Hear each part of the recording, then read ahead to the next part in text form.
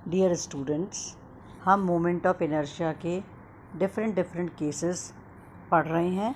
आज मैं आपको करवाने जा रही हूँ कि यदि हमारे पास 2A, 2B और 2C साइड्स के रेक्टेंगुलर पैरेललोपाइड यानी आयतीय समषटफलकी और जिसको अपन घनाभ भी कहते हैं का मोमेंट ऑफ इनर्शिया निकालना चाहते हैं उस एक्सिस के अबाउट जो रेक्टेंगुलर पैरेललोपाइड के सेंटर से होकर जाती है। और पहला केस साइड 2A के पैरेलल है, दूसरा केस साइड 2B के पैरेलल है, थर्ड केस में साइड 2C के पैरेलल है। आपको ध्यान होगा हम ये जो रेक्टेंगुलर पैरेललोपाइड लेते हैं उसमें हम एक तरह से बॉक्स जो होता है हम उसको लेकर के चल रहे हैं। अब मान लेते हैं कि जो अपने पास में ये गिवन सॉलिड है इसका मास m है और सॉलिड में से सेंटर O से एक्स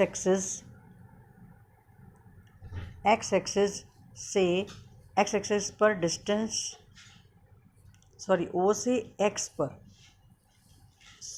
डिस्टेंस पर x डिस्टेंस पर हमारे पास dx थिकनेस का एलिमेंट, वो भी किस फॉर्म में, रेक्टेंगुलर लैमिना आयताकार पटल की, जैसे कि अपन एक क्रॉस सेक्शन लेते हैं हम उसकी बात कर रहे हैं, के फॉर्म में लेने पर हमारे पास एलिमेंट का मास, हमने क्या किया, जो बॉक्स दे रखा था उसको O से x डिस्टेंस के ऊपर एक तरह से यदि हम ऊपर से कट करेंगे तो आपको दिखाई देगा कि एक हमारे पास आयताकार पटल आ गया यानी कि रेक्टेंगुलर लैमिना। अब हम इसका मास टोटल, तो मास पूरे जो अपने पास रेक्टेंगुलर पैरेललोपाइड था उसका मास था m और इसका वॉल्यूम क्या हो जाएगा। अब हमारे पास तीन साइड्स हैं 2A, 2B एंड 2C, तो जो वॉल्यूम है इस पूरे रेक्टेंगुलर पैरेललोपाइड का वो हो जाएगा 8ABC। तो मास पर यूनिट वॉल्यूम हमारे पास हो जाएगा m/8ABC।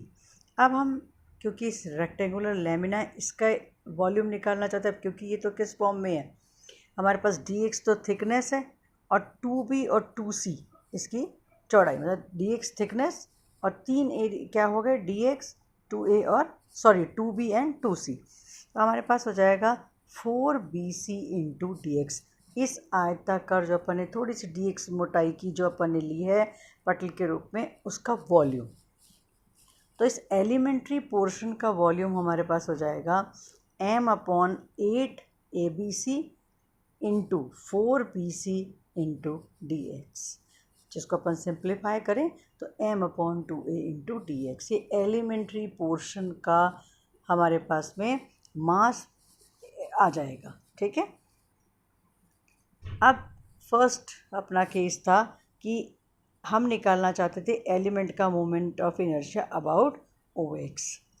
तो अब हमारे पास में एक फार्मूला यूज़ किया था जो इससे पिछला केस था, और वो फार्मूला था 1/3m into A² plus B², जो यहाँ क्या हो जाएगा 1/3m, इसका मास तो m dx/2A and B² plus C², आयताकार पटल जैसे अपन ने पिछला आर्टिकल किया था हमने उसको यूज़ किया। अब अभी तो हमने केवल मोमेंट ऑफ इनर्शिया किसका निकाला है, इस एलिमेंट का। अब पूरे का मोमेंट ऑफ इनर्शिया क्या हो जाएगा, अब हमारे पास dx है तो हम x की लिमिट्स लेंगे, x की लिमिट आ जाएंगी -a to a 1/3m/2a into B² plus C² into dx। Integrate करेंगे तो हम सॉल्व करके देखें तो इतना आ जाएगा हमारे पास m/3 B² प्लस C²। ये अपना सॉल्व कर लिया। सिमिलरली यदि हमें moment of inertia about OY axis लेना है, तो जब अपन ने x एक्सिस के अबाउट लिया है तो B और C आ रहा है, तो y एक्सिस के अबाउट लेंगे तो C² प्लस A² आ जाएगा। बाकी फार्मूला एज इट इज़। तो सॉलिड का मोमेंट ऑफ इनर्शिया OY के अबाउट हो जाएगा m/3 C² plus A², and similarly जब हम OZ के अबाउट लेंगे तो m/3 A² plus B²। Next case हम ले रहे हैं A रेडियस के सर्क्यूलर वायर, जिसकी अपन इक्वेशन लिख सकते हैं x² plus y² is equal to A², जिसको मैंने इक्वेशन नंबर 1 दिया है। तो हम A रेडियस के सर्क्यूलर वायर का मोमेंट ऑफ इनर्शिया उसके किसी डायमीटर के अबाउट सेंटर से होकर जाने वाली तथा वायर के प्लेन के परपेंडिकुलर के अबाउट निकालना चाहते हैं। दो केसेस हैं, किसी डायमीटर के अबाउट और दूसरा सेंटर से होकर जाने वाली और वायर जिस प्लेन में रखा है उस प्लेन के परपेंडिकुलर के अबाउट जो लाइन जा रही है हम उसका मोमेंट ऑफ इनर्शिया कैलकुलेट करना चाहते हैं। अब सर्कुलर वायर की इक्वेशन हमें दे रखी है, हमने अभी कही x² + y² = a²। अब इस सर्कुलर वायर का मास मान लीजिए m है।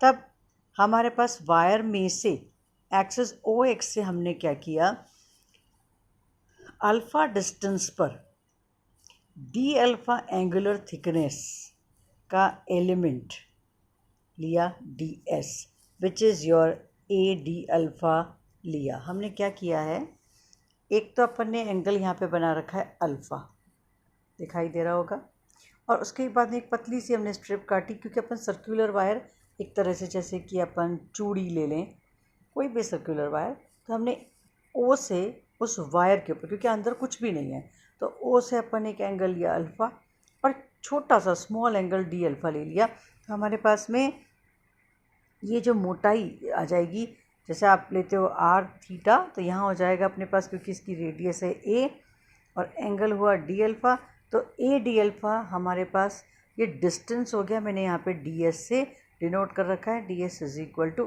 d alpha. तो हम इस छोटे से पोर्शन का मास लेना चाहते हैं। अब देखिए, मास टोटल का है m, एरिया इसका कितना हो जाएगा सर्कुलर वायर का, 2πr के फॉर्मूले से 2πa, because a is radius, और क्योंकि इस एलिमेंट्री पोर्शन को हमने लिया है कितनी लंबाई का, ds लंबाई का, तो मास पर यूनिट लेंथ हो गया m/2πa into ds, sorry mass per unit area into ds। तो मास m/2πa और ds की वैल्यू रख दी a into d alpha. This is equal to md अल्फ़ा/2π।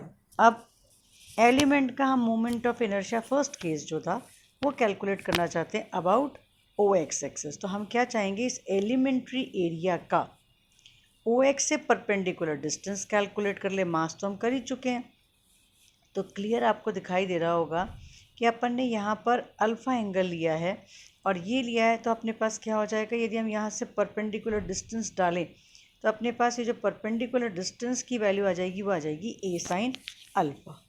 जो अपने पास OX एक्सिस है उसका तो कंपोनेंट हो जाएगा a cos अल्फ़ा, और जो परपेंडिकुलर है उसका कंपोनेंट हो जाएगा a sin अल्फ़ा। तो हमारे पास मास था md अल्फ़ा/2π, परपेंडिकुलर डिस्टेंस है a sin अल्फ़ा, तो हमारा मोमेंट ऑफ इनर्शिया हो जाएगा md अल्फ़ा/2π इंटू a sin अल्फ़ा का होल स्क्वायर। ये तो हुआ एलिमेंट्री पोर्शन का मोमेंट ऑफ इनर्शिया। अब कंप्लीट वायर उसका मोमेंट ऑफ इनर्शिया, तो हमारे पास कितना आ जाएगा, अल्फ़ा चेंज हो रहा है कितना, 0 से 2π, तो alpha is from 0 to 2π m/2π a² sin² alpha d alpha, integrate कर दिया बिटवीन 0 to 2π, और हमने कुछ प्रॉपर्टीज़ यूज़ की हैं। अब देखिए 0 to 2π था, और क्योंकि इवन फंक्शन है तो हमने इसको ट्वाइस 0 to π कर दिया और अगेन ट्वाइस 0 to π/2, और फिर अपन ने गामा फंक्शन का यूज़ करते हुए इसको कैलकुलेट किया, तो हमारे पास आ जाएगा ma²/2। ठीक है, नेक्स्ट हम ले रहे हैं एलिमेंट की moment of inertia about OZ क्या है, जिस प्लेन में ये वायर रखा है उसके परपेंडिकुलर में हमारे पास में लाइन है और जो सेंटर O से पास होती है। पहले ही हम मास तो कैलकुलेट कर ही चुके हैं, m/2π d अल्फ़ा। अब परपेंडिकुलर डिस्टेंस आपको क्लियर दिखाई दे रहा होगा कि हमारे पास कितना हो जाएगा a, क्योंकि अपन ने यहाँ पे देखा इसका रेडियस कितना है a, तो इस OZ से परपेंडिकुलर डिस्टेंस इस एलिमेंट्री पोर्शन का कितना हो गया a, तो हमारे पास कितना हो जाएगा md अल्फ़ा/2π इंटू a का स्क्वायर क्योंकि हमें कंप्लीट वायर का निकालना है, तो वही अल्फ़ा 0 to 2 पाई, और हम इंटीग्रेट कर देंगे alpha is from 0 to 2 pi M D alpha upon 2 pi into A square, और सॉल्व करने पर हमें मिल जाएगा एम ए स्क्वायर।